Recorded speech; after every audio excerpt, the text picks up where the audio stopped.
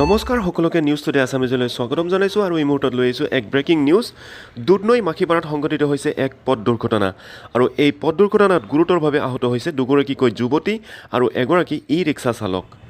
দুৰ্ঘটনাৰ সংখ্যা হ্ৰাস কৰাৰ লক্ষ্যৰে প্ৰশাসনে পথ সুৰক্ষা সপ্তাহ আদি বিভিন্ন সজাগতা কাৰ্যসূচী গ্ৰহণ কৰি আহিছে যদিও গোৱালপাৰা জিলাত অব্যাহত আছে এটাৰ পিছত আনটো পথ দুৰ্ঘটনা।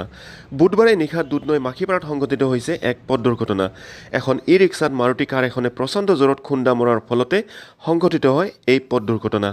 জানিব পৰা মতে ই ৰিক্সা চালকজনে নিজৰ ই ৰিক্সাখনৰে দুগৰাকী আৰোহীসহ মণ্ডল গ্ৰামলৈ গৈ আছিল। দুৰ্ভাগ্যবশতঃ ই ৰিক্সাখনে 17 নং ৰাষ্ট্ৰীয় ঘাইপথ পাৰ হৈ মণ্ডলগ্ৰাম পথত সোমাবলৈ লওঁতেই দুধনৈ দিশে আহি থকা এখন মাৰুতি কাৰে ই ৰিক্সাখনত খুন্দা মাৰে আৰু ই ৰিক্সাখন পথৰ কাষত বাগৰি পৰে। ফলত ই ৰিক্সাখনৰ চালকসহ আৰোহী যুৱতী দুগৰাকী গুৰুতৰভাৱে আহত হয়। আহত যুৱতী দুগৰাকী হৈছে মৃণালী বড়ো আৰু জুপিতৰা ৰাভা। আনহাতে আহত হোৱা ই ৰিক্সা চালকজন হৈছে ধৰ্ম দাস। দুৰ্ঘটনাটোত আহত আটাইকেইগৰাকী স্থানীয় ৰাইজে ততাতৈয়াকৈ দুধনৈ হস্পিটেললৈ প্ৰেৰণ কৰে।